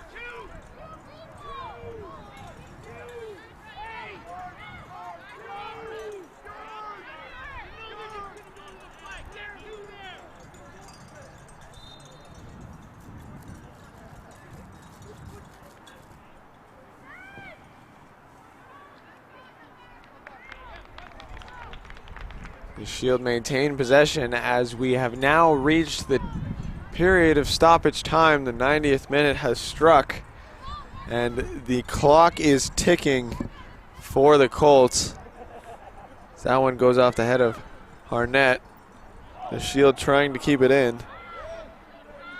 Pressured by Soledad Chiquito. Nothing comes of it, and the Colts come away with the ball. One last push here. Arnett's going to look to get the ball as far up the field as she can. Cullen back on defense, trying to stop her attacker in her tracks as that one rolls to the hands of Rosalie Benedict. And the Colts are going to charge at full force, you would imagine, to try and equalize this game. Kiera Ierson looking for options, trying to do something, finds Cheyenne Carrington. Might be the last opportunity for the Colts as Carrington muscled off the ball trying to center it and finds the side netting of the goal, but not on the right side. That may have been the last play of the game. I see the referee looking at his watch. Aisha Warren tries to kick it out of bounds, but centered back by Carrington. Reagan Hutchinson going for the ball and taken down, still on the field as the Colts trying to rally to put one in the back of the net.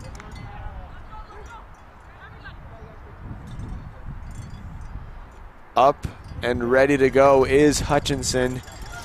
She knows what's at stake here and wants to give her team the best opportunity as Carrington throws that ball in.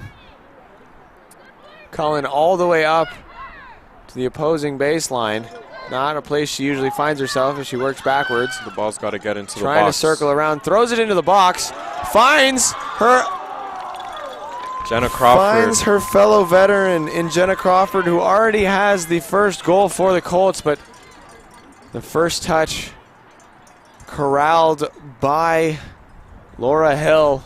I think she was surprised it came to her. I don't think she was expecting it to get all the way through as many bodies as it did, as the Shield go on the counterattack here.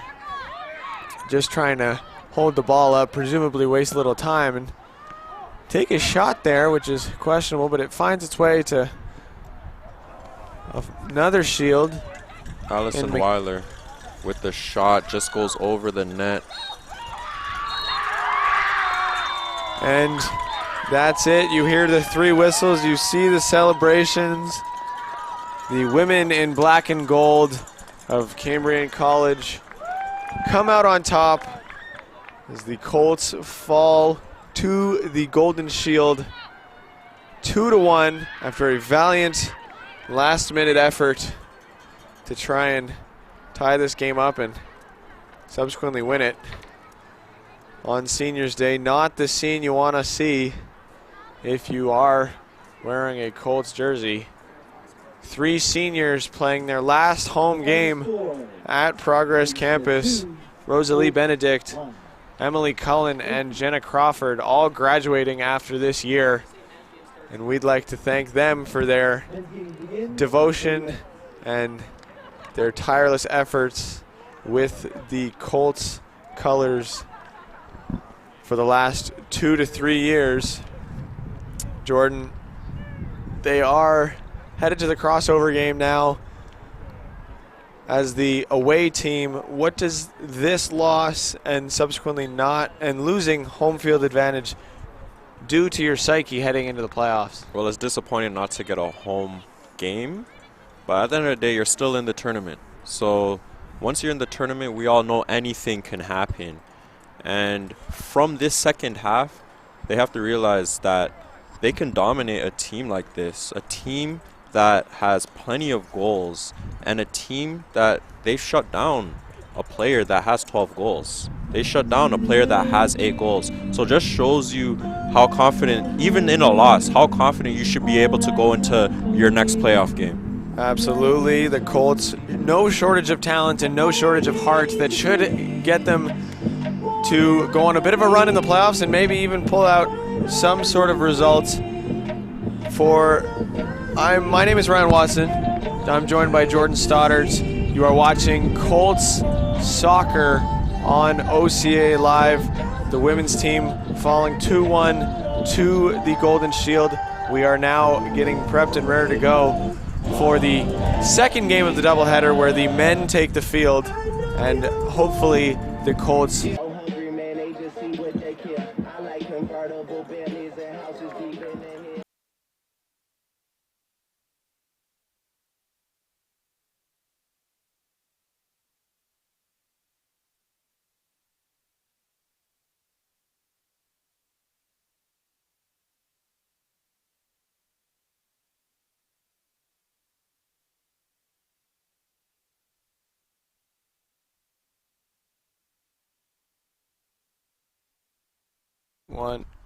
Welcome back to OCA Live, where you are watching Colts soccer action. The women just came off the field. They fell, unfortunately, to the Cambrian Golden Shield 2-1. The men now looking for a better result, as you see them walking onto the field right about now. It is Seniors Day, and like we had in the last game, we've got 3 seniors to honor, so we will be doing that ceremony in just a moment. Jordan, what are you looking forward to hear the most from the Colts? Yeah, you want the Colts to get out to a pretty fast start. And as I mentioned yesterday, they haven't had back-to-back wins. So if you could get that today, that's going to be the perfect way to end your season. Plus, both home games, yesterday for homecoming, today for Seniors Day. You know they're going to want to come out firing, especially against a Cambrian team that only has 1 win.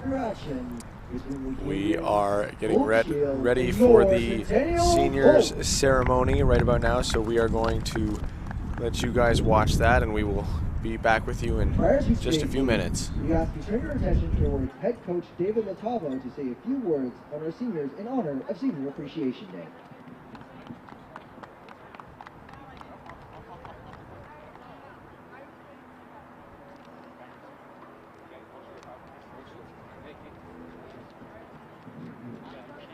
Hello everyone, thank you all for joining us on a beautiful Sunday for a beautiful day of football. We're going to acknowledge a few players that have graduated through our program, and we're very happy that they have spent their time with us. So the first person I would like to acknowledge is Rashad Grant. When Rashad came to our school, he made an immediate impact, scoring a goal and an assist his first game. He's experienced some hardship along the way, but with a positive attitude, a lot of hard work, he's been able to be successful in our program, and we're happy of the man that he has become. Thank you, Rashad, for all your work for being a coach, and we appreciate it.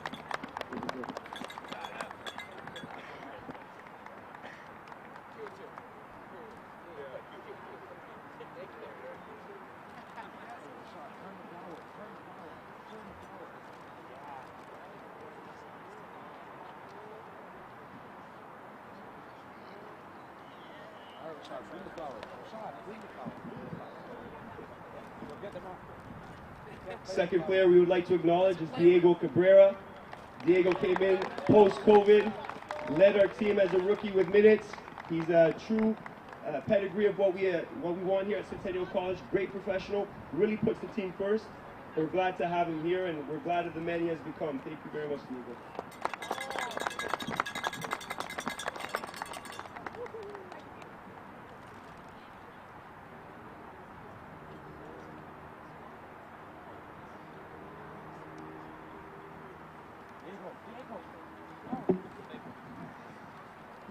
And last but not least, we'd like to send our appreciation to Christo Zinn. He's been here for many years and just a Colt through and through. His ability to deal with adversity. He's a family man and puts everyone else above his own. So we're really appreciative. Thank you so much, Christo.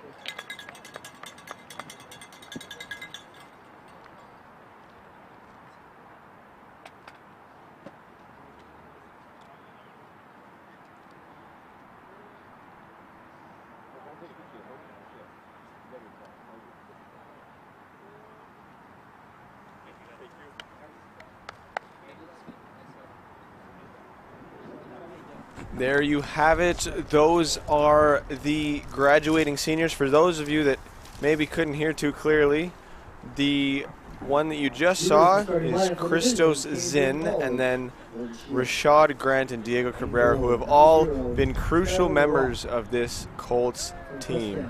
We are going to get set for the starting lineups, and we will have those to you in just a moment. From Newfoundland, Ontario, number 10, Aaron Rankin Walker. From Tottenham, number 11, Jonah St. Catherine. From Welland, Ontario, number 12, Nick Iazanto. From Toronto, Ontario, number 14, Glory Adieu. From Nepal, number 14, Niraj Dakal. From Barrie, Ontario, number 15, Scott Magruder. And from Nigeria, number 26, Felix Akombo.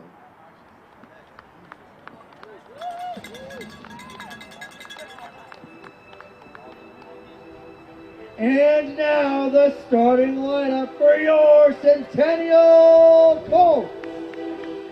From Japan in goal, number 1, Haruto Tamioka. From Mississauga, Ontario, number 2, Adam Hobby. From Lviv, number 3, Christo Zinn. From New Delhi, number 4, Akin Nagpal. From Toronto, Ontario, number 5, Michael Ciccarelli. From Ontario, number 6, Devin Kearney. From Barbados, number 7, Rashad Grant. From Brooklyn, Ontario, number 8, Andrew Miller.